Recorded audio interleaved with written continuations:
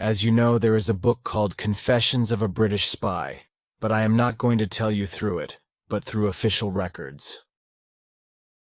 We will see whether an Englishman was involved or not. Muhammad bin Abdul Wahhab was born in Uyayna in the Najd region of Arabia in the year 1703 as the son of a Hanbali Qadi. Having received his basic religious knowledge from his father, Abdul Wahhab's son went to Mecca to study. From there he went to Medina. Then he went to Basra and stayed in Basra for a long time. Muhammad stayed in Basra for a long time.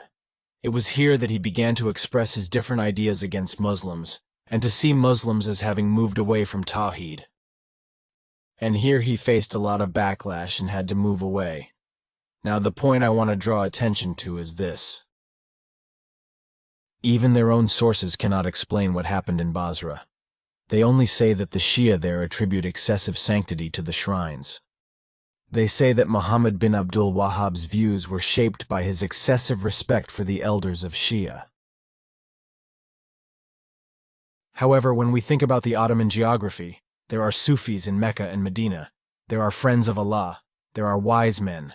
Sufism is a lived phenomenon. Why Basra? This is exactly the crux of the matter. In the Confessions of the British Spy, the incident takes place in Basra. In his Basra memoirs, he tells how Abdul Wahhab took his son in his hands and guided him. Until Abdul Wahhab went to Basra, there was Tawhid everywhere. Tawhid is everywhere. He stays in Basra for a long time, and whatever happened, he became enlightened. And he realized that the Muslims were in shirk, and he had found the real Tawhid. This is the interesting part. Therefore, the memories described in the book are important. The reality of how the British spy manipulated Muhammad bin Abdul Wahhab's beliefs and encouraged him to invent a new ideology should not be underestimated. In fact, brothers and sisters, the book was first published in English under the title How to Destroy Islam in 1868. This means that Wahhabism aims to shake Islam from its foundations and divide Muslims. A new conception of religion hidden under the cover of Tawhid, shaped by the son of Abdul Wahhab, who was instigated by the British.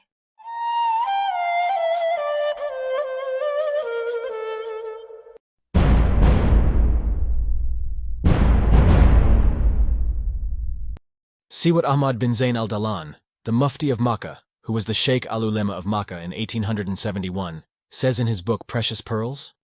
When Muhammad ibn Abdul Wahhab began to spread the Wahhabi sect, his teacher, Muhammad ibn Sulaiman of Medina, wrote to him in a letter, "You have turned away from the great majority of Muslims.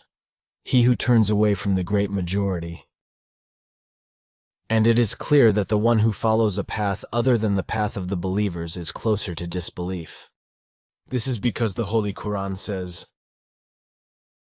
Whoever opposes the Prophet and follows other than the way of the believers after the right path has been made clear to him, we will leave him on the path he turned away from. But in the hereafter we will put him in hell. What an evil place that is."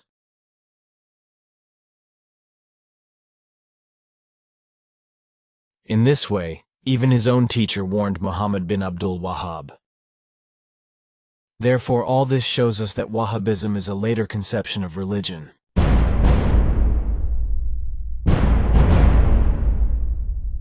So how did Wahhabism spread? This is where the Saud family comes in the Najd region of Arabia.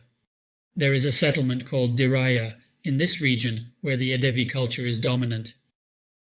There is a constant struggle for control. The Diraya region was under the control of the Ali Watan Ban branch. The administration of the region was first handed over to the other branch of the tribe, Ali Mukrin. In the year 1720, it takes place on the occasion of Saud bin Muhammad bin Mukrin. The government changed hands again, but Saud bin Muhammad's son Muhammad took over again. This is where the country is known as Saudi today. Muhammad bin Abdul Wahhab belonged to a tribe called Tamim in the Najd region. This is why his new concept of religion found support in Diraya against the newly invented Wahhabism. Unable to withstand the pressure, Muhammad bin Abdul Wahhab contacted his students in Durya. When he defected there, Muhammad bin Saud initially opposed it. At the insistence of his brothers and his wife, he takes care of him. Muhammad bin Saud declared jihad on the tribes and settlements in the vicinity, which were Takfurd, in order to fight the bid'ahs he introduced, and what he called kufr and shirk. And on this pretext, war was declared against the Muslim population, and their blood was shed. Their property was looted. When he died, his son Abdulaziz succeeded him. He was firmly committed to Wahhabism. He was much more ambitious. Again, they attacked the Muslim people under the pretext of the so-called struggle for Tawhid, which they invented. They were fighting to fill their pockets and expand their influence. They stirred many cauldrons of sedition. They invaded and plundered Mecca and Medina. During their invasion of Medina, Abdullah bin Saud, the leader of the Wahhabis, who was dispersed by Ibrahim Pasha's operation, was tried and executed for looting the Hukri-i Saadet during their invasion of Medina. Later they regrouped again. They were also fighting among themselves. Although the Ottomans tried to keep things in balance, the balance was upset by the First World War.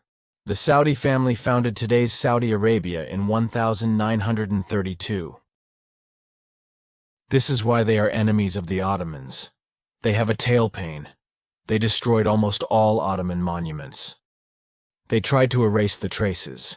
They put the descendants of Muhammad bin Abdul Wahhab as the chief mufti of Saudi Arabia, which has adopted Wahhabism. Allah has given them a sign that the divine light has been taken from them. Therefore, friends, we can very easily say that Wahhabism is a later invention that was introduced after Islam had ceased to be the essence of Tawhid. And people like Ibn Taymiyyah, Ibn Qayyum, and many other distortions, hiding behind concepts such as Tawhid and Taghut. It is perhaps the only ideology that has succeeded in dividing and fragmenting Muslims to such an extent. Today, even the Wahhabis are not united within their own ranks, with everyone takfirizing those who do not share their views. Mohammed bin Salman, a member of the Saud family, admitted that they tried to spread Wahhabism in the world at the request of America.